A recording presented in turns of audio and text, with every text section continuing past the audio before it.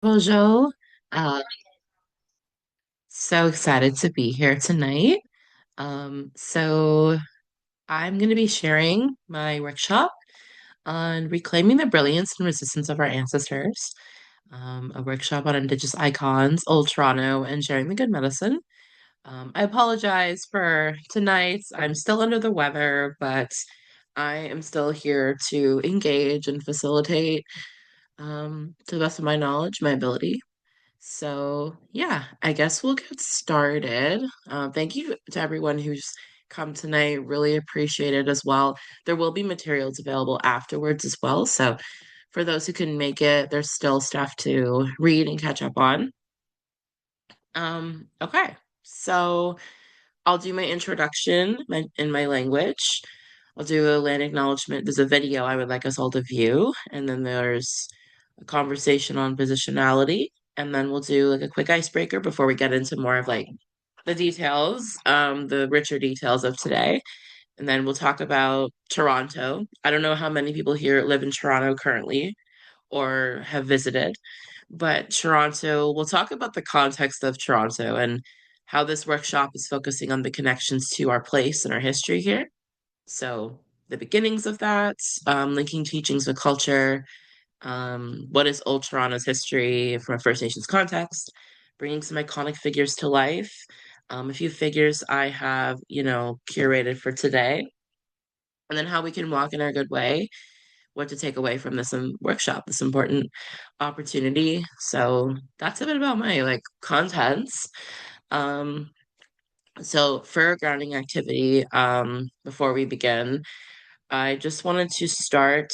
So I will, um, what I'm thinking for today is we can do, there's like a 5, 4, 3, 2, 1 grounding activity that is really good to like practice and just before we start any space like this. So, in the chat, um, let's start by naming 5 things we can see. So, this can be anything around you, um, maybe things you see on your phone or anything like that on the wall next to you. Yeah, like what are 5 things we see today?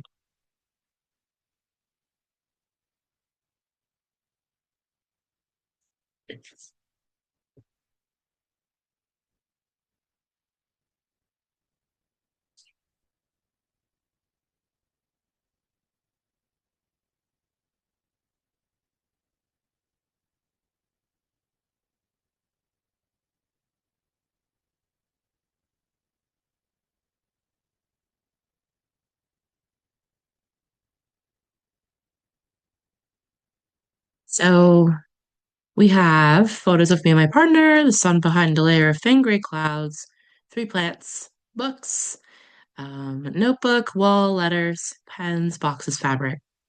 That's really awesome. It says a lot. It really does about how we are and how we're doing with what's around us. So definitely a lot of work and a lot of writing and a lot of contemplating is what I'm seeing and um, a lot of gratitude for things that we have and we love, a lot of curiosity. So that's really awesome. So then we'll do what are 4 things we can hear? So it could just be like the static of something or even, the plumbing in my house or the heating system. Um, yeah, 4 things you can hear. It's okay if you can't answer them all.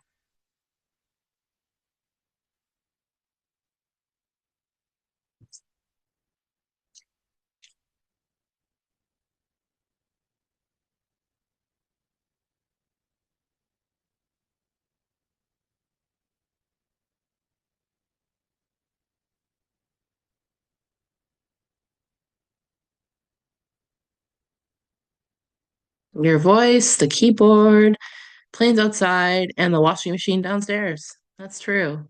Really true. Yeah. My voice, me, a keyboard as I type, 3 people working outside, for maybe some kind of plumbing thing. True. Yeah. Yeah. They can be loud. So that's awesome. Okay. Yeah. So now that we've identified that, um, what are three things we can touch? So that can be a table or your phone or things like that, your computer maybe. So yeah.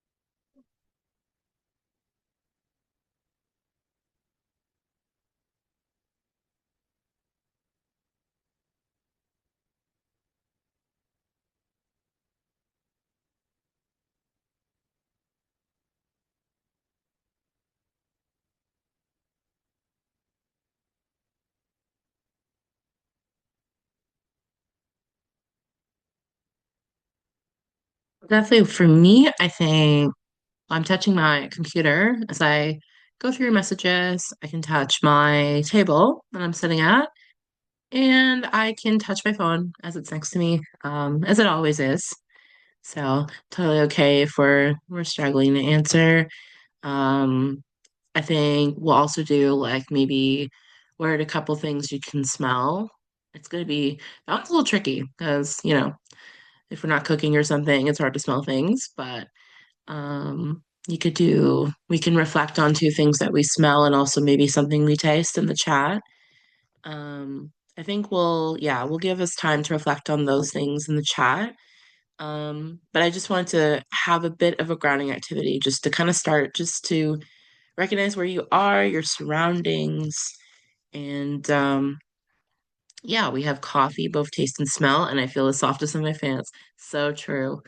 Yeah, I love when you have like those really nice soft like track pants or like even work pants. Like those are really nice. I've got my sweatpants on. I got my nice like, did all shopping thing recently, so I got some nice good pants and yeah, that's awesome. So yeah, I think it's good to be able to ground ourselves in a small way. Because being on a computer and being on Zoom, it can be taxing and so it's good to always know where we are and what's around us. So well, I'm gonna move forward. This was just good to just check in. So I'm gonna do my introduction in my traditional language, my Ojibwe language. Ani Bojo, Indanawe Magana Dog, Atreyu Indigenous cause, Wabishkashi and Dodam, Charno and Dunjaba, Nishnabe Ojibwe and Dow, Nanish Manaduwag, Batchawana First Nation Onjaba, from your ancestor project Indanaki, Nimigwachwandam Longom. So, hello, I am Atreyu. I am Wabaskeshi Deer Clan of the Wabaskesh Deer Clan from Toronto. I'm a Anishinaabe Ojibwe from Batchewana First Nation. I am a two-spirit person. I work currently with the From Your Ancestor project, and I'm very grateful today. So I'm grateful and thankful. I always do traditional language or current Ojibwe language introduction in my workshops now that I've been reconnecting. And I believe that is our protocol as Anishinaabe, is we always start off by announcing who we are to the people in the room or the beings that are present. We say our name, our clan, and then where we come from. Those are the first few ones, and then you can also add other things as well to those introductions. Oh, that's awesome. You understood that. Okay, wonderful.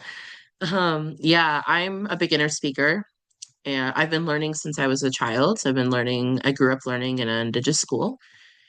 So I have quite a bit of knowledge and exposure to the language, not fluent, but it's still important to incorporate it for me as much as possible. And when I say in the way Magana Dog, I'm recognizing that I am all of my relatives and all of my relatives are me. And that's something that a lot of Indigenous writers talk about and they put in their introductions. It's a grounding practice that my knowledge is not just mine, it's through generations, but I'm also the carrier of that in this moment. So that's a bit about me. I'm yeah, just a youth, urban two-spirit youth, who's here to just share their knowledge. So we're gonna do a land acknowledgement video. So this one's a really interesting one. It's like an oral history of Toronto, and it goes into a bit of like details on some like water knowledge, but also just some unpacking misconceptions, I would say. So we'll take a look.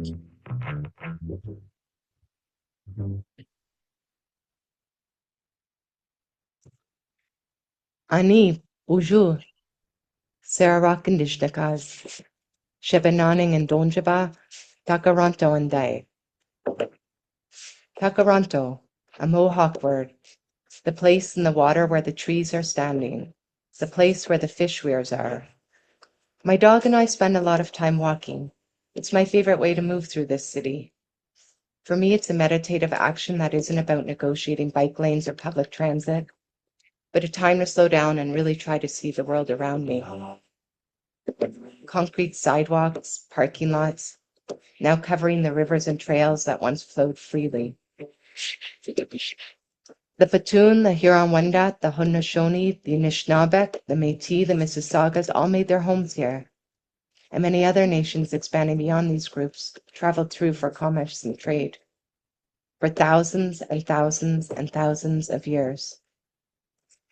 I think of the other First Peoples languages and the names they had for this place. I think of the ancient trails covered by the pressures of settlement. The waterways and the moderate climate of the Great Lakes made it a perfect place to fish, hunt, grow food, gather medicines and seeds for horticultural development. Rich, fertile, and abundant, Turtle Islands, Mesopotamia.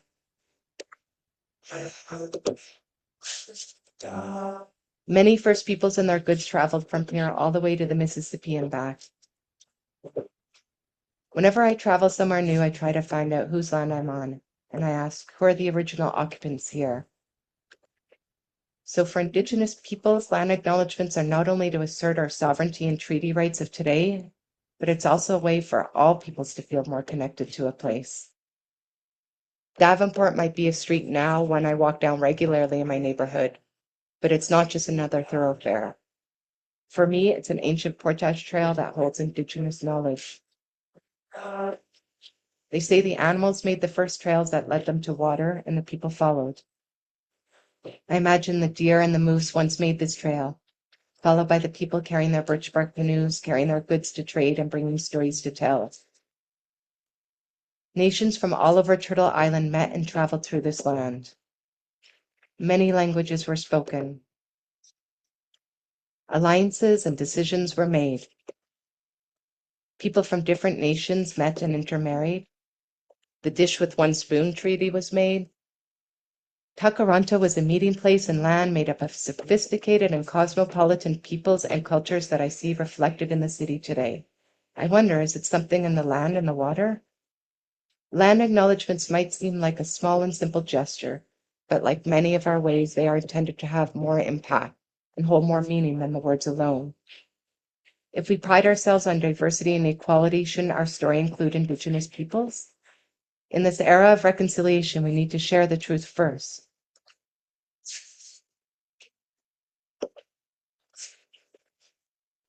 And reimagine the narrative of this land and this city together.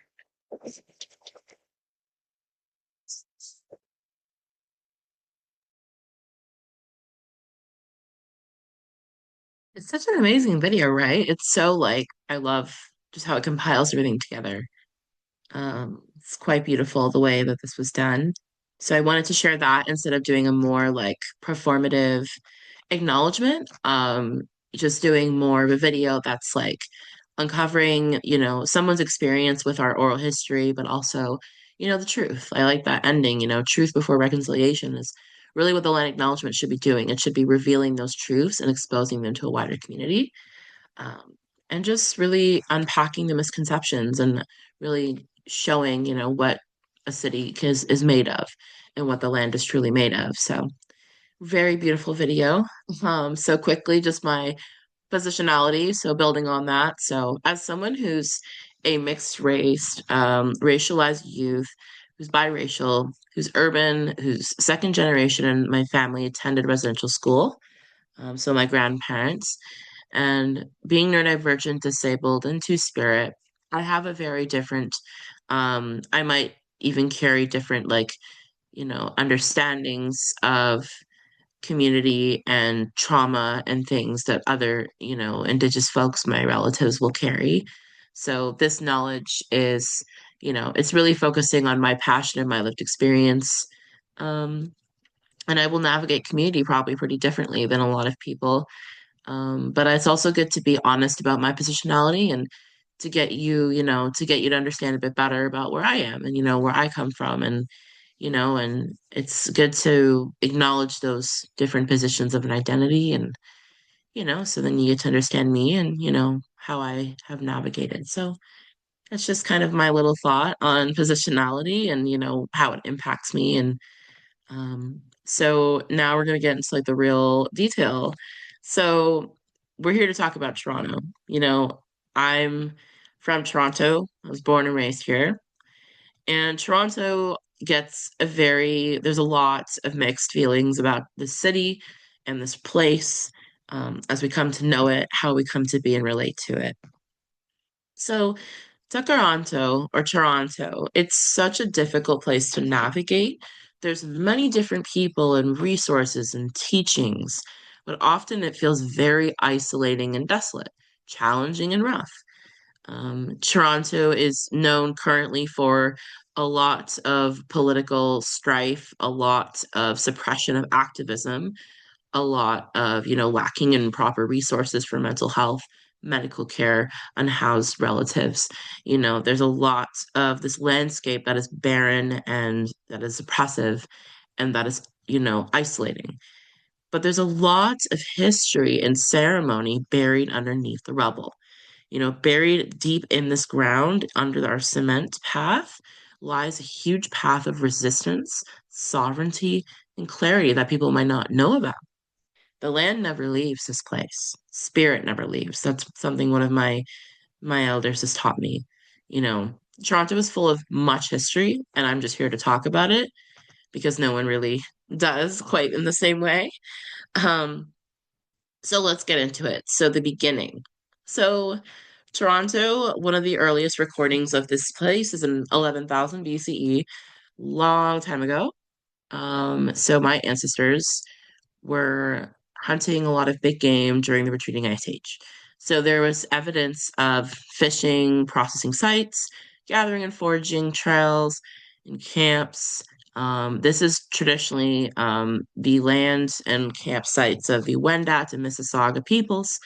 There were buried sweat lodges and longhouses found in more of the North York region.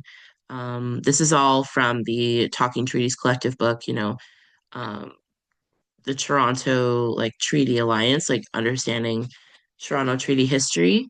Um, they talked about a lot of large gatherings happening around the Humber River. That is where we would come down and we would have our big feasts and our big gatherings. A lot of portage routes are found in this area. Like you saw in the video, Davenport Road was one of them. That was a carrying place trail from here to Lake Simcoe. And also, fun fact, wild rice actually grew naturally along the Don River, which is really interesting. And that's something I learned about very recently, actually, in that along that trail, where there's Riverdale Park, there actually used to be a ravine underneath that little bush, on the east side where there's like that big bush with those trees, that little patch on the hill, that actually used to be a ravine. And there used to be a river that like flows under there. And that's something my dad told me when I was very young. And that connects to the other side, from what I understand. And there was wild rice that grew like all along that Don River lower part, in those little patches of marsh, which is really cool. And the name of Toronto, so there's Tuckeronto, which is a Haudenosaunee word. There's the meeting place, which is known for more Anishinaabe story, and then Caronto, which is a Wendat place, Wendat name of place. So what we're going to watch is Bonnie Devine is one of our scholars, who talks about Toronto Turtle Island. She talks a lot about trade routes and waterways, but in this video, there's a lot of cool facts which I just want to share.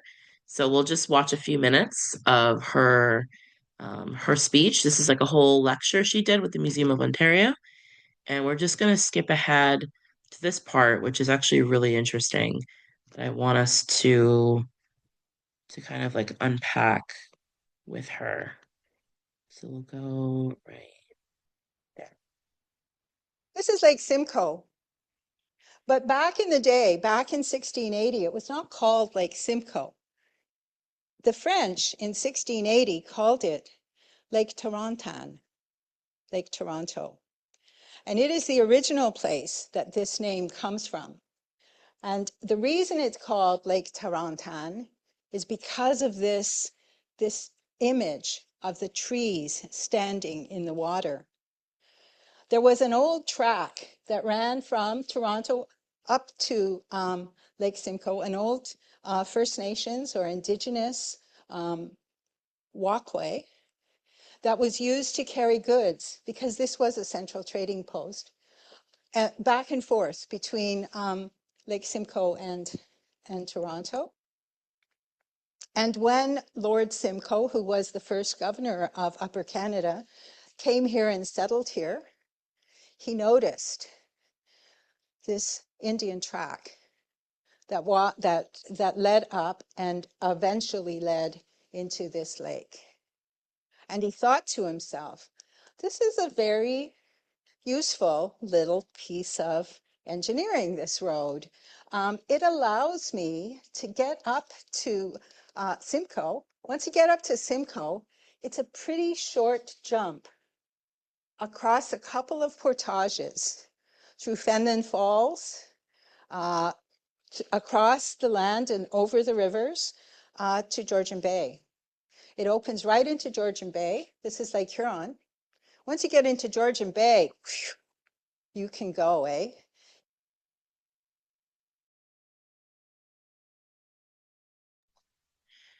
So that's one part of her talk. And then we're gonna go into the second part. So this one's just talking about how like the misnaming, like the misnomer of the Toronto name, which is really interesting. And how it actually really means like the Lake Simcoe Trail, and then it connects to other ways. So we're gonna quickly go into the second part, which is talking about some really interesting like trade information. Asking, what are the kinds of trade goods that came up into this region? Well, corn, hugely important corn. Corn was developed in Mexico, in the Gulf of Mexico, and south of there in Central America. How did it get here? The Mississippi River. Up the Mississippi River, you could get into Lake Superior and you could carry it across. If you didn't want to go, I have other slides later that I'll show you where it all connects, but you can reach this area pretty quickly using the rivers. And this is how the corn came. The corn had tremendous influence here in these parts, because prior to the arrival of corn, the people here were hunters and gatherers. They were not farmers. Farming involves a huge shift, both in the economy and in the way of life of the people. Once you are a farmer, you're not moving around anymore. You have something to protect. And so we see the development of palisaded towns and settlements that included enormously huge fields of cultivated grain. They would grow corn, beans, and squash.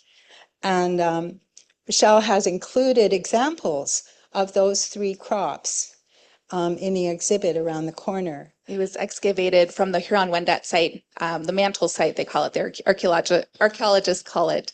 But yes, we have corn, squash stems, beans that were all preserved in like a waste mound that was just on the outside of the village. Well, no, the community. Mm-hmm. So corn was coming up, beans and squash were coming up. It was changing the economy here.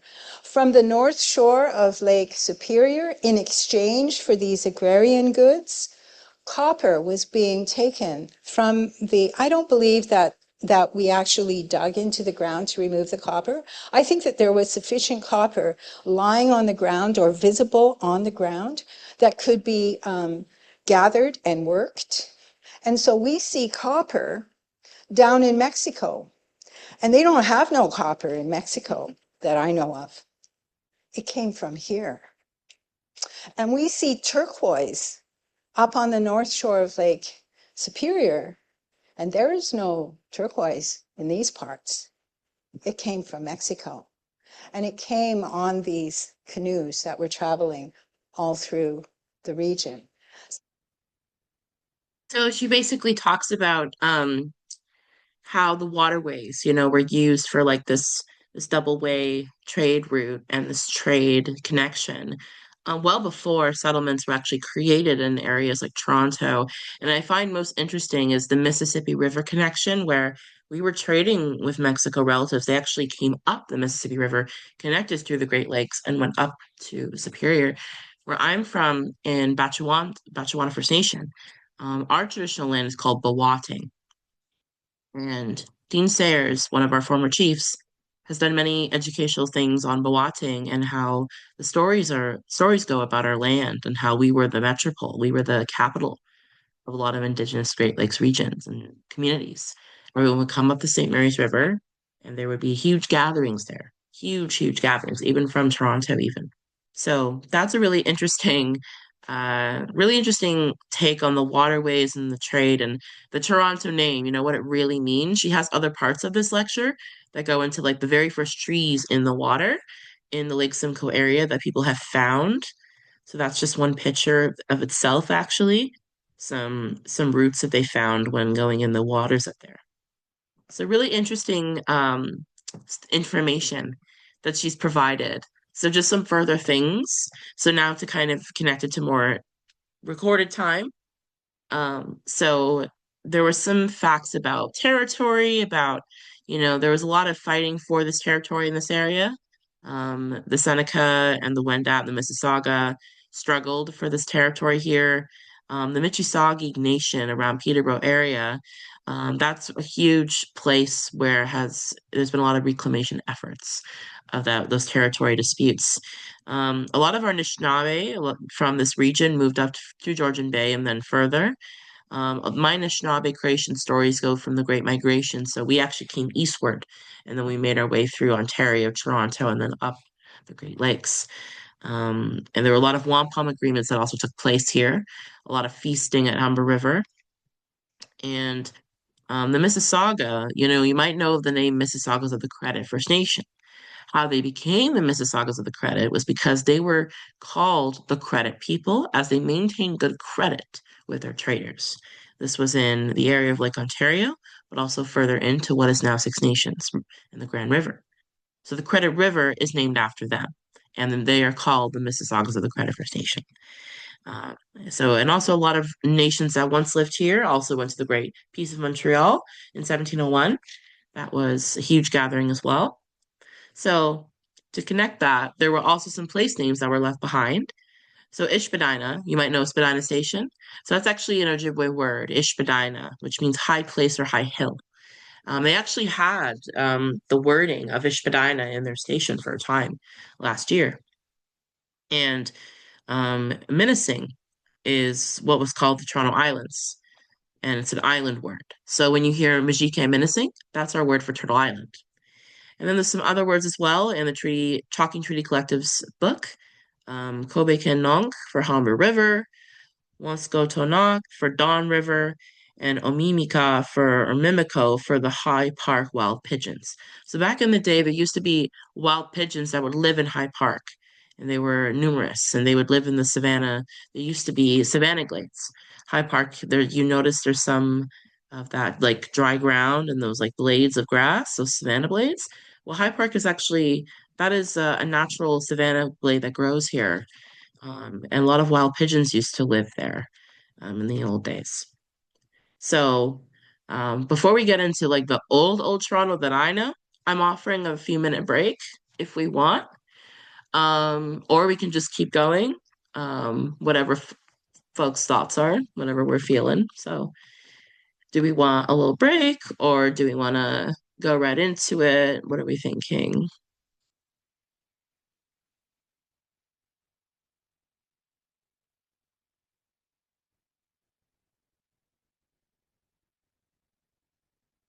I'm good to keep going.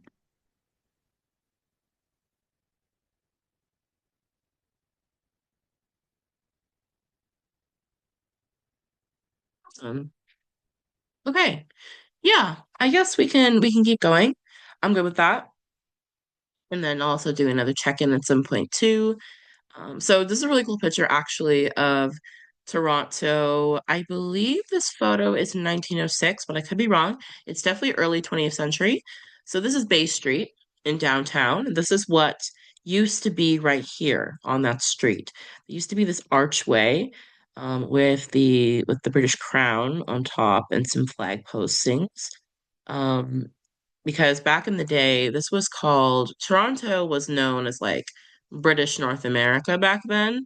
It was Canada, but there was a lot of like imperialist symbols and things. So they used to have this like big archway back in the day.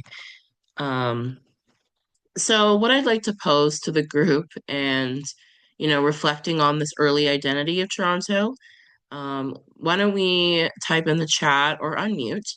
How do the stories of the land and the history of a place transform its identity? So, how do the stories of land formation, land ways, and the history of what we know as Toronto, how does it make its own identity? How does it transform identity? Um, so we can put that in the chat or we could unmute whatever we are feeling. Yeah, we can reflect on that.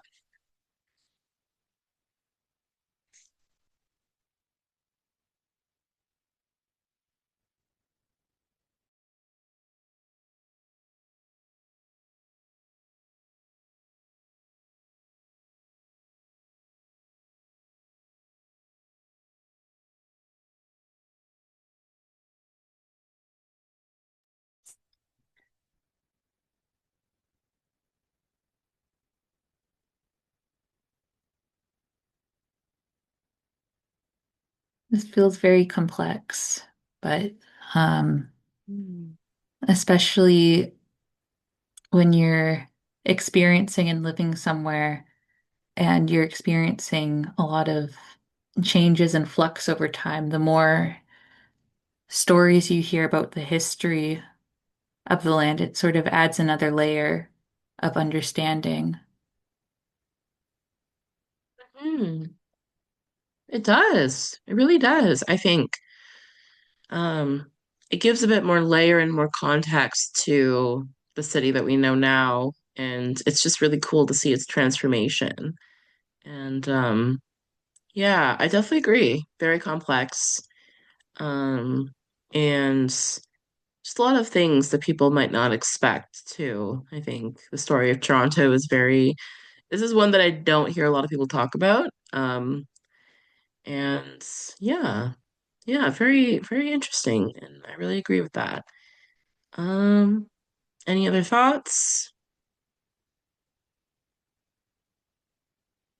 Someone said, makes me think of the phrase you mentioned, spirit never leaves, or something along those lines. And if the spirit never leaves, then the place and spirits shape your identity. I definitely agree with that. And the place names, that's a big one. I always have been fascinated by like the names of the city, the streets, and the names of places and stations, and like that's always been like a key factor for me.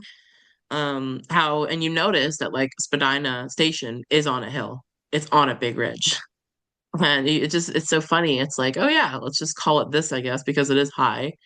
It's a high hill, and we have no other way to phrase it. And it's just really, really cool to see that, right? To see that impact.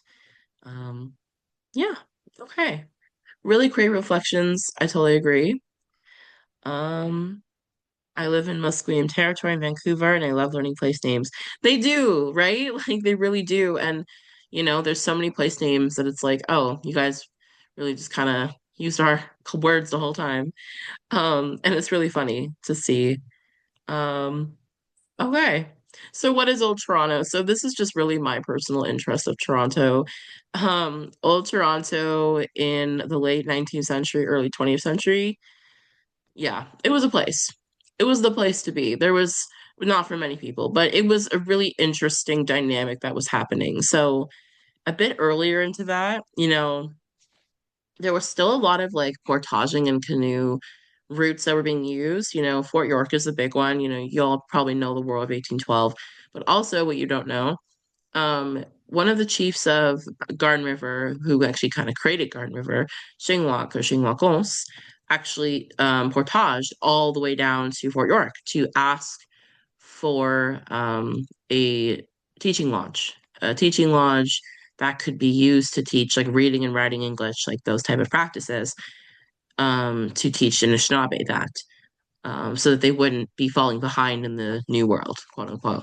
So a lot of war alliances and observing of things. There were a lot of different alliances within this region, with the Haudenosaunee and the British and Anishinaabe and the French and etc. A lot of trading, a lot of journeying. Toronto, a lot of the oldest paintings of Toronto, which will be featured, a lot of these older paintings are featured in this slideshow. Um, really kind of depict this like there's a lot of like landscape that's very water based and like a lot of ridgy landscape, very like along the water. That's something everyone loved to paint, which is really cool. And these like kind of like these connecting to waterways, Dawn River, and that was always painted a lot. So very interesting stuff. This is another 1850s painting of Toronto, the middle one.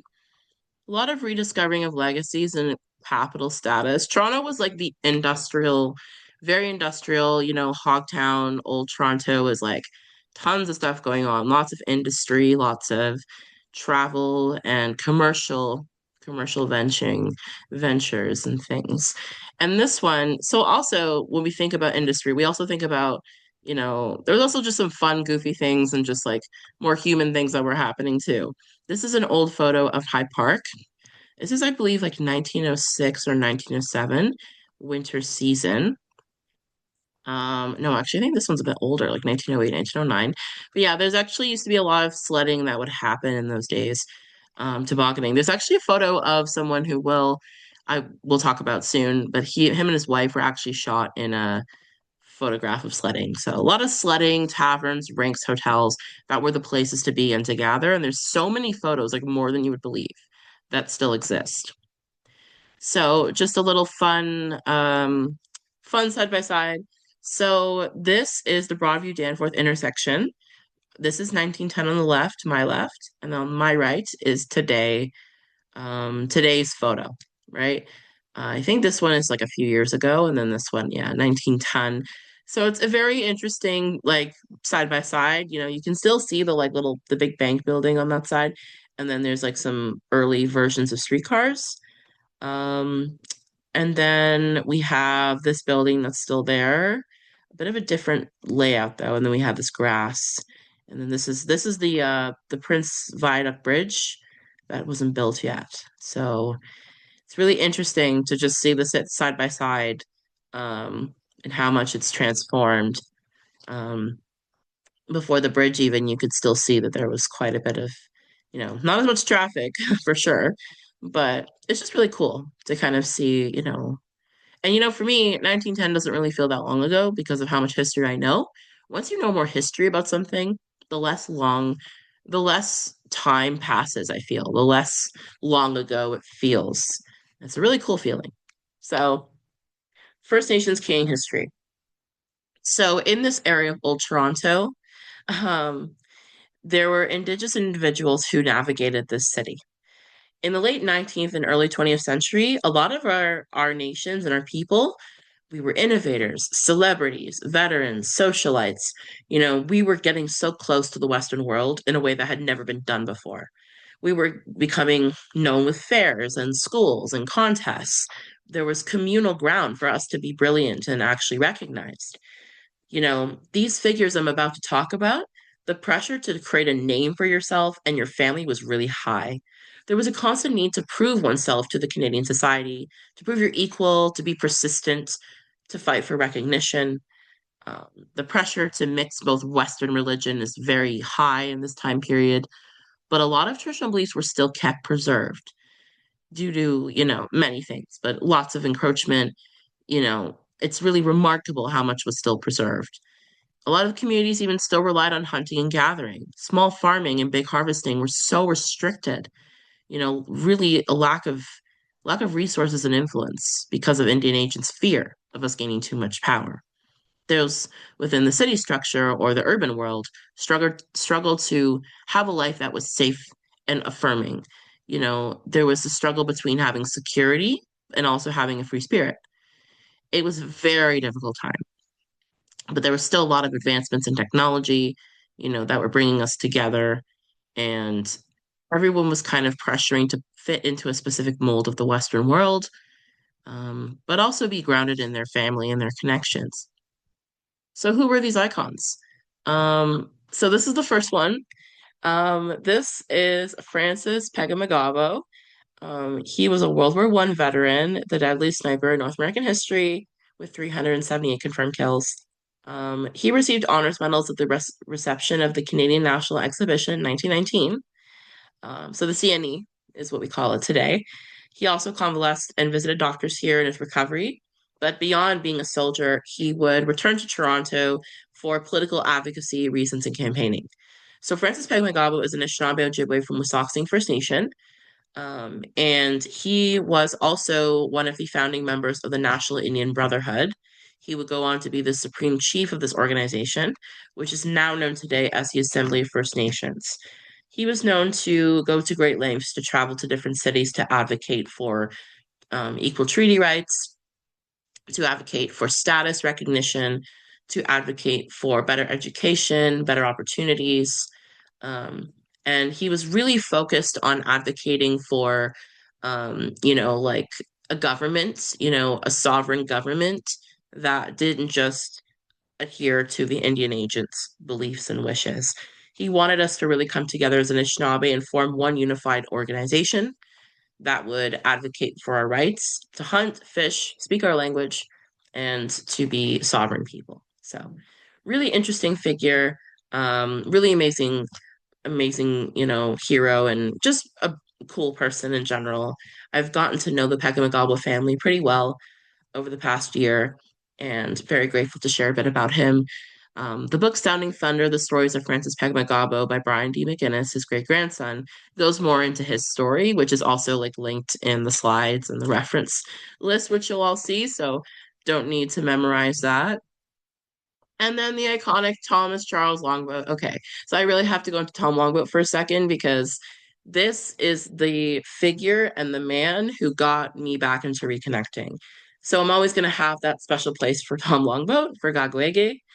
And this, I think, is the most really cool Toronto history that I think lots of people need to know. So Tom Longboat was a long distance runner. You may have heard of him like briefly through another like if you're a runner, an athlete, you might have heard of him. He won the 1907 Boston Marathon.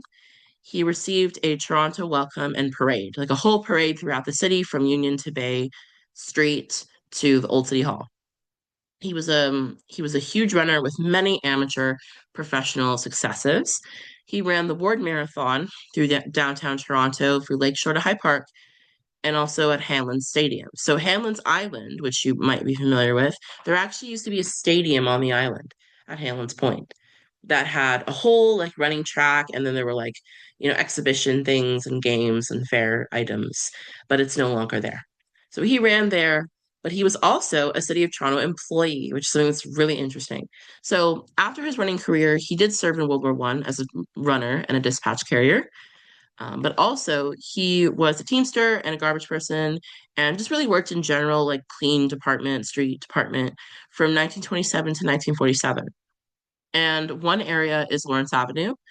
And funny enough, he also worked for the Dunlop Rubber Company in the East End of Toronto.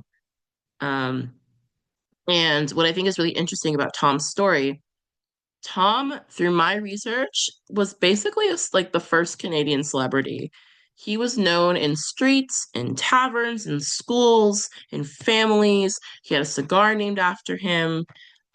He was in almost every single newspaper for every year from at least 1906 to 1947 till his death, and even after that. He was in many different sections of the newspaper, which is a really really awesome feature. And there's just so much like about him that I feel like people don't know. um, but he was Haudenosaunee. He was Onondaga from the Wolf Clan in Six Nations. So, and then he moved to Toronto in like 1906, 1907. And then he lived most of his life here. He had a family here. And on the right is him at the Bloor Road Races of 1928. It's just a really cool photo, like you see that the whole street, like everybody's just kind of stopped what they're doing. The whole street is lined up, and that was like pretty routine. Even in Montreal, like he was huge press coverage. But beyond the press, beyond the runner, beyond that, he was a very caring man, dedicated to his community, and he never stopped having his own spirit. He even managed his own races. He even, was his own businessman. He had even tried to like, do a store operation in Six Nations. He was always trying to fight for his free spirit as a residential school survivor, as someone who was in the city for many years.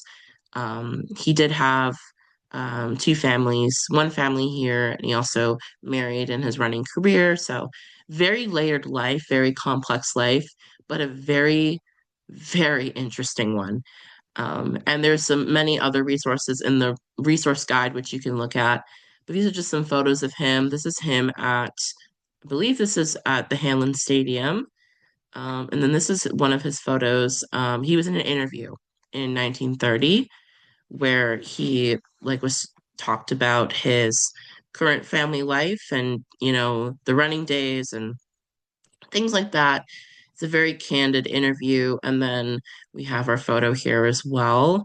So big shout out to Tom Longboat. I hope there's a movie someday or a TV show, possibly. But that's just my 2 cents on Tom Longboat.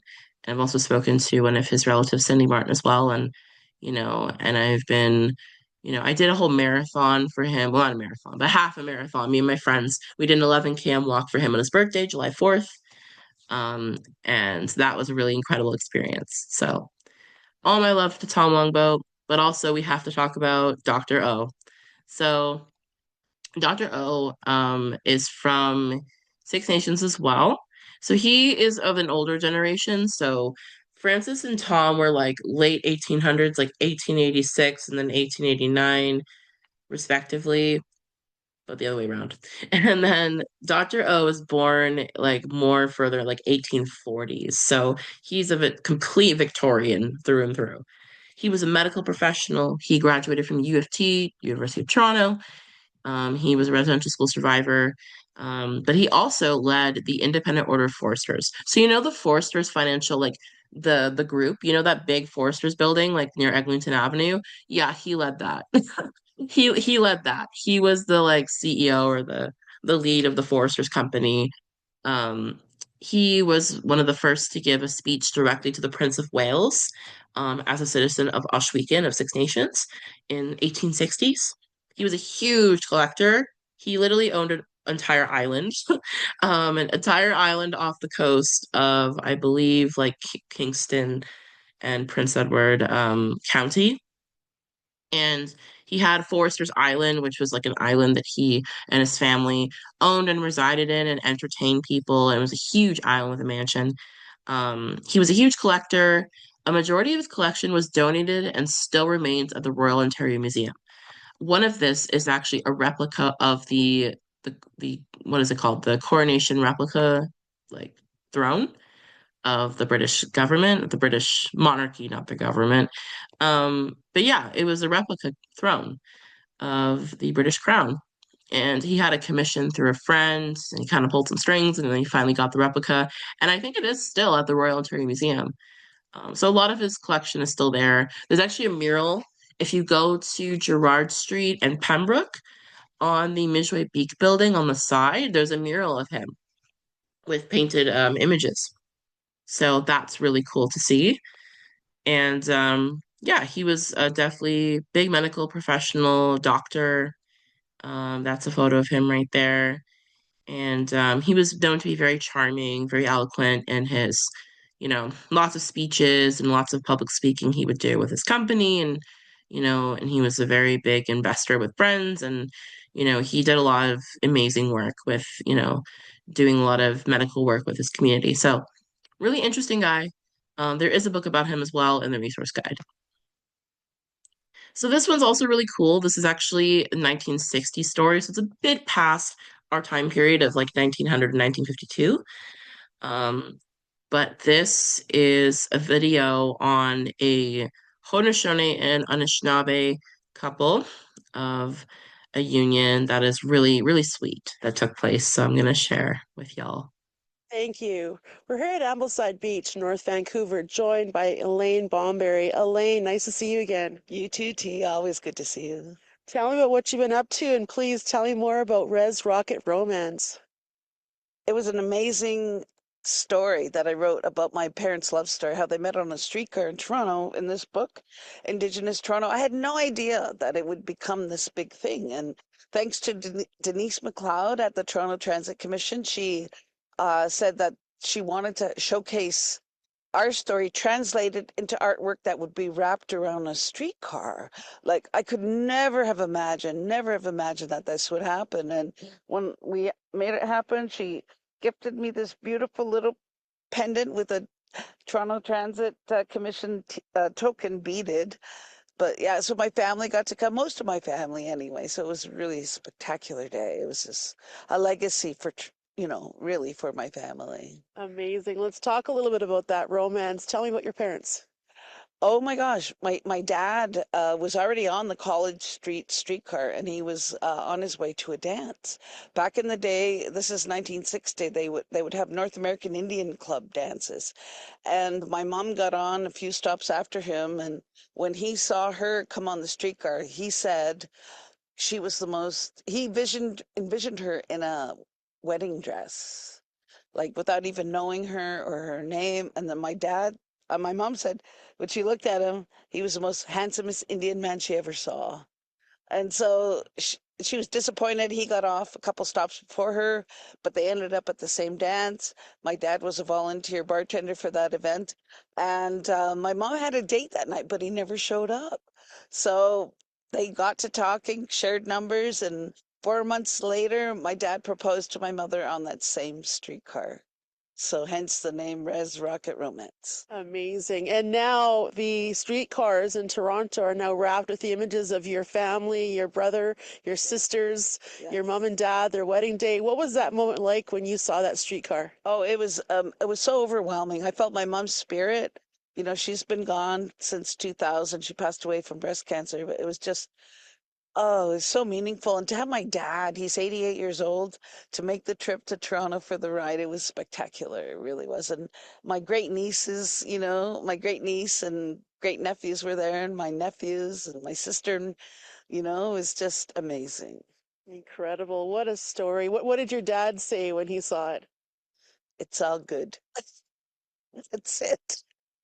Pete, a man of very few words. Very few words. Yeah, that's my dad. Love him so much. Incredible. So people riding the transit streetcar in Toronto can see this beautiful images? Yeah, it's just the one streetcar, right? It's the College Street streetcar. So if anyone's riding it, please take a picture of yourself. Hashtag Res Rocket Romance, I guess. I don't know what else to say. Amazing. Congratulations. And what an amazing opportunity and moment for your family. Thanks for sharing that with us. Back to you in the studio. Yeah, that one's a really awesome one. So I think how I found out about them. So I read the book. So Indigenous Toronto Stories That Carry This Place, the book that she's holding. I've read quite a bit of it, and it's a really amazing book. It's talking about different stories at different times. Dr. O even is in that book. So he has a whole chapter of his story. So that's a really cool part. But I think I saw them on the streetcar. Like I saw this streetcar, and that's how I kind of like was motivated to read it. It's a really great chapter, really great book. It's a really interesting love story because Haudenosaunee Ojibwe like love matches and connections were not that common. Because traditionally we were like rivals, like our communities, we have a long-standing enemy, like, um, Thank stories you. and things. So it's really awesome to see that, we have come to a new chapter. So just some honorable mentions as well for those who didn't make it to the top three. It's mostly just because I haven't researched them enough, has nothing to do about their like qualities or anything. So number one has to be Fred Loft. He was a Mohawk political activist, a writer, a veteran in World War One, World War Two, and he sent essays to the Toronto Globe and magazines, actually. He was one of the first people to expose residential schools for what they were. He just was so vocal about the conditions and deplorable it was, and how, as someone who went to the Mohawk Institute, he was like, nope, I do not condone any of this. And he was still able to build a very great career, as a writer, his wife was also owned a company, and so they lived pretty good in Toronto for some years. He also founded the League of Indians, which is like a precursor to the Indian Brotherhood. And he's also Victorian. So, really cool, awesome guy. And Edith Montour also is a Six Nations veteran. She was a nurse, a community member. She lived to 106 years old.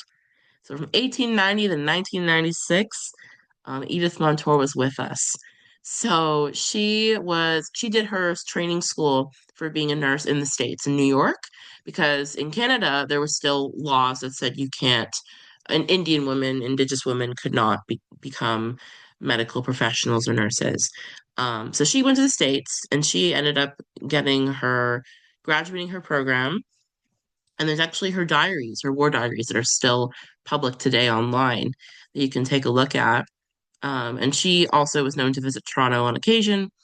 And then she lived mostly in Six Nations as well during her life. Also, Fred Simpson was an Ojibwe runner from Peterborough who also was in the same running circuit as Tom Longboat. There's quite a few of those runners on the same circuit in the 1900s. Fred Simpson was one of them. So he was an Ojibwe man from Peterborough, just in the Greater Toronto area. There was also tons of articles about him as well in his running career.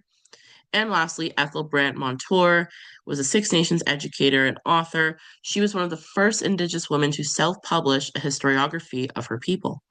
One of her books, she does basically like a three-character person book on there's one on Dr. O, there's one on Joseph Brant, and then I think there's another one as well.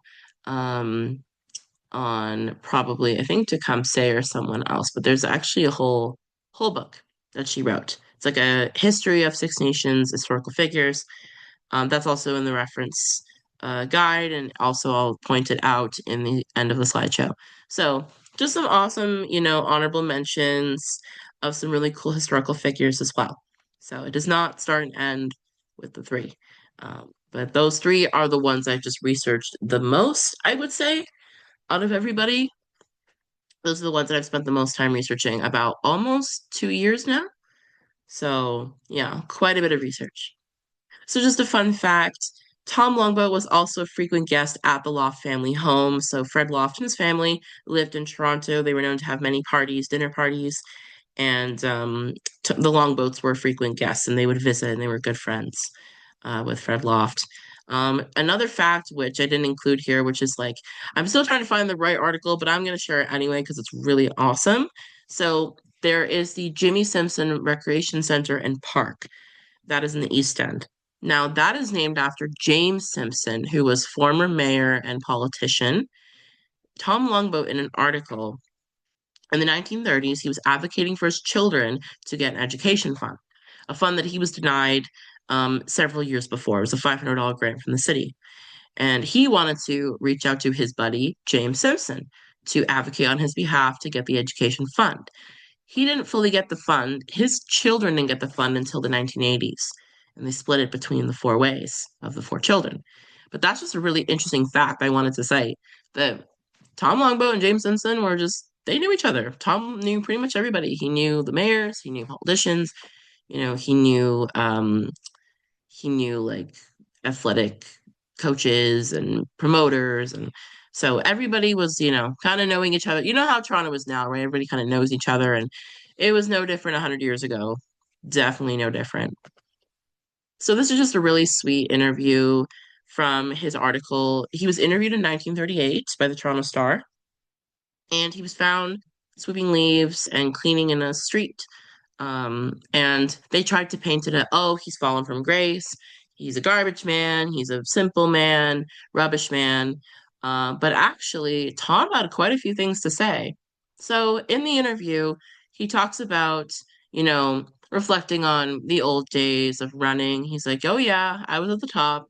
It was it was cool while it lasted. But he also talked about, that he had lived his day and had no regrets. And when he was asked about the children in the community that he had been a role model towards, that even children today, 20 years later, would still recognize him and still admire him, you know. And he said, well, I'm glad they like me. If I can help the kids and show them how to be good runners and how to live a clean life, I'm satisfied. So I think that it's really interesting to see his outlook on life. It's really unchanged. He's like, I've got a family, I've got a home, I've got a job. What more could I have?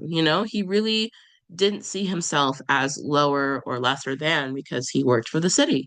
You know, he was always very grateful and very, has such a wide perspective on life. And it always just marvels me today, how he was such a good role model and how much people really cared about him in the community, even though he didn't even have full equal rights. He still, wanted to make an impact, and he never believed in personalities, or he always believed in people and getting to know people one on one. And he didn't believe in discriminating or prejudice, like having prejudice in ways that people do now. And I think it's just really beautiful how he was able to have that kind of outlook on life. Um, and there was a lot of things he went through to get into his career. Being Indian in those days was very different, the pressure and the way he was treated by managers and things, so terrible. Like it was beyond, recognition, but he never gave up and he always wanted to leave an impact, and that he did. So to wrap it up a little bit, now for the climate justice movement, how does this connect to climate justice, right? This is like historiography, this is history. How does it connect? Well, these three men, these three individuals, as well as our honorable mentions too, but from these people that I've grown to know and to have a real deep like empathy for, Francis, Fred, Tom, Dr. O, you know, they all believed in preserving the natural world, and valuing every part of creation was essential to their philosophy. Whether it was through bringing aid or the weight of taking a life to survive in a war, preserving your language, training, winning competitions, proving your worth through your beliefs and the regimens of your ancestors. There was always an acknowledgement of the natural world first, through manual labor, through cleaning, through farming, through gathering, through hunting, fishing, advocating, healing. It was all done through reciprocity to community and sustainability.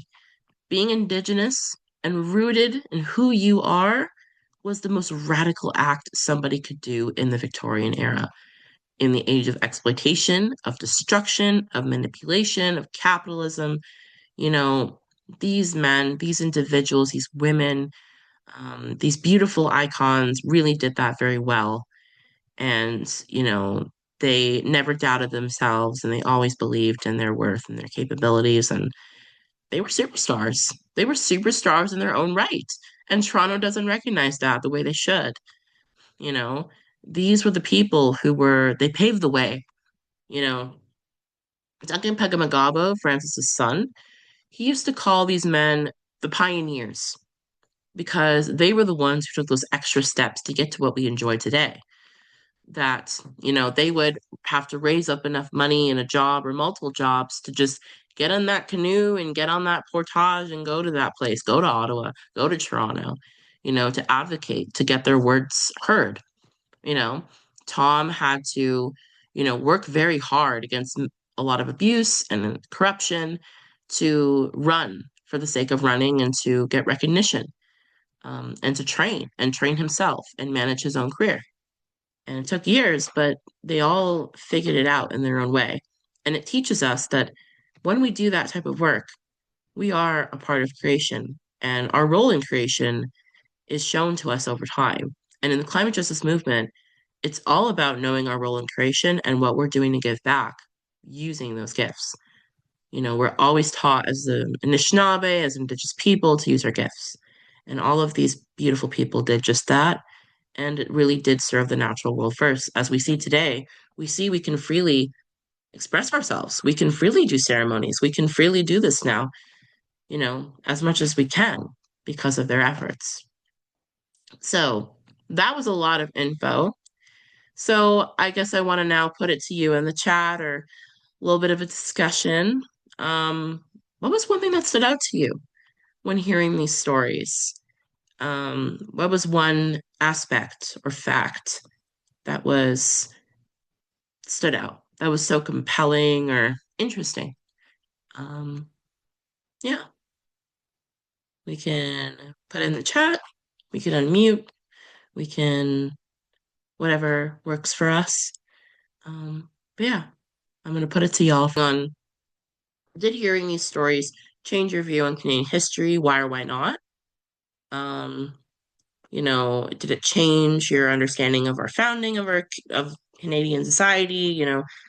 What does it, really change about maybe what you learned in school or in even university?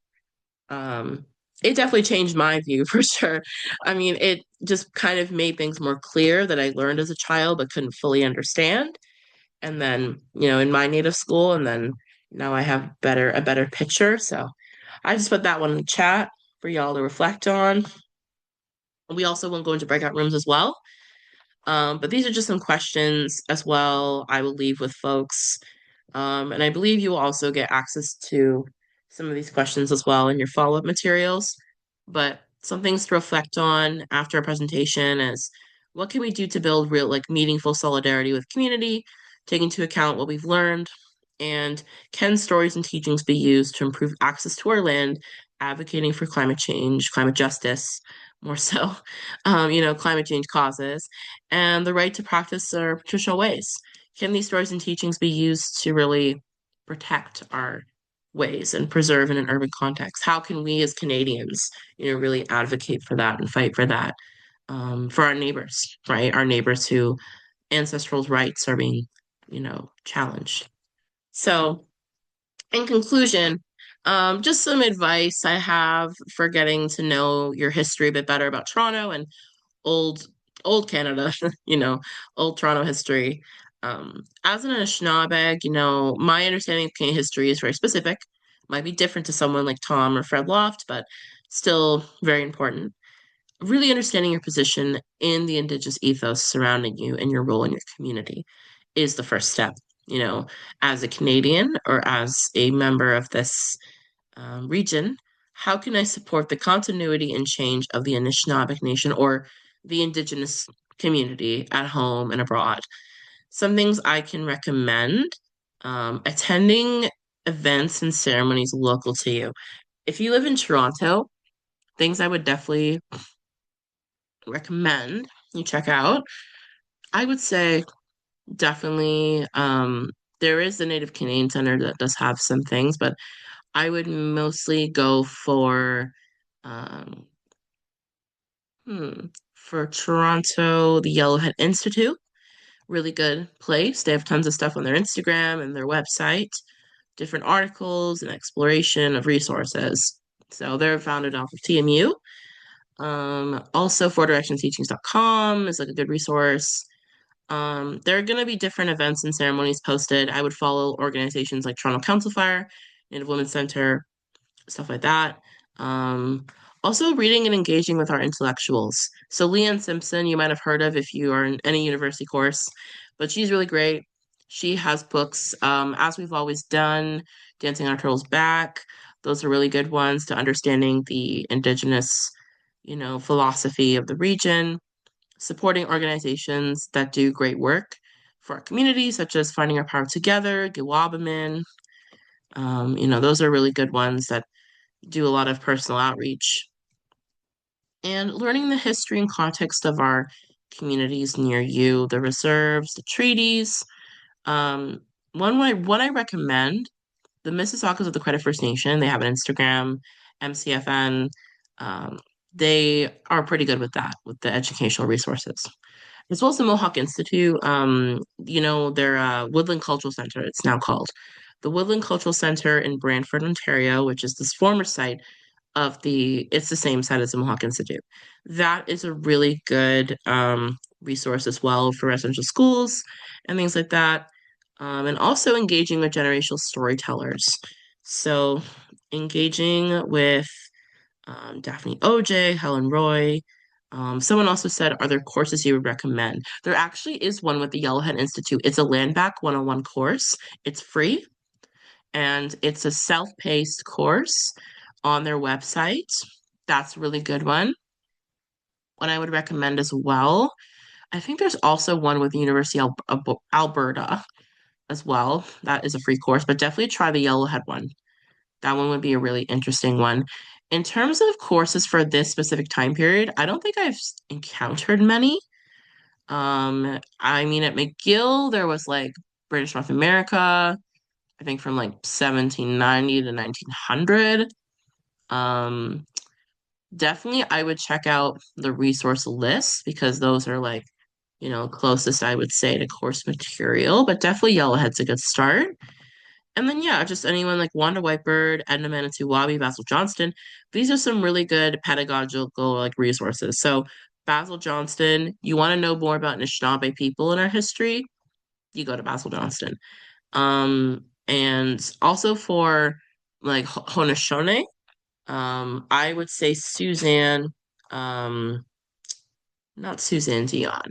What is her name? She wrote, I think the clay as we are, I think.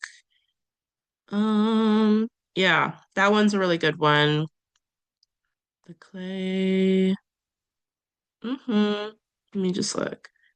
The clay we are made of by Susan Hill. That's the one. That's a really good one.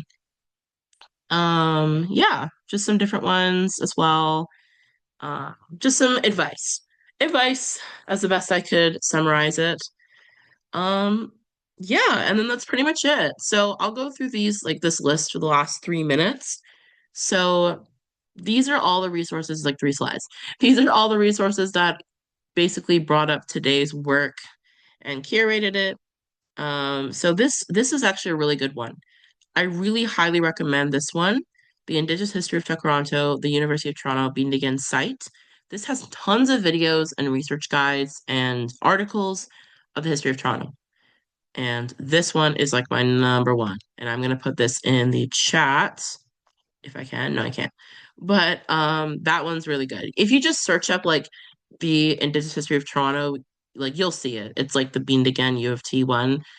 That's the best one I would say.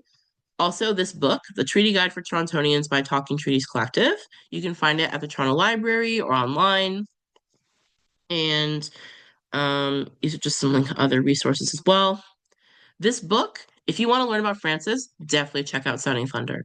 Very beautiful piece by Brian. I actually met Brian a few months ago at the Treaty Gathering in Sault Ste. Marie. So that one's a really good one. That one's through Toronto Public Library and online. This one's actually very interesting that I just found. Disappearing into White Spaces. It's an online article through University of Saskatchewan. That one's a really good one. It's about Indigenous people in Toronto through census in 1900 to 1914. So I feel like that one might be very interesting to some of you as well. And I believe slides will be shared as well in the afterward, I think. But as well, if you also like reach out to me, I can send you that information. So some more resources as well, some of the articles that were found, some pictures that were cited as well. This is a podcast actually on Fred Loft. This one's available online as well as on Spotify and other listening platforms. So that one's a really good one. So this is Ethel Brandt's her book. So the one that she wrote on her autobiography, like her historiography of Six Nations. It's called the One Woman Crusade article. That's the article review on her book. And then I believe the book title is in there as well. It's basically just like Brandt's Crowfoot and then Dr. O. It's like a very old 1960s book. But yeah, and then lastly, just some other articles. And there's like a Tom Longboat, um, like a little digital book that's really interesting. That's really cool. It's like a digital storybook. Yeah, and then just there's Dr. O book as well. There's like some articles, and that's pretty much it. I see Chimigwech, all my relations, and if you would like to contact me to learn more or like find some of the links, you can email me there. You can DM me on Instagram. I'm very grateful for this opportunity today to present this. This took quite a long time, like at least I think a year to put together. I hope to repeat this workshop at various points as well. So, I see miigwech. Thank you, Atreyu, for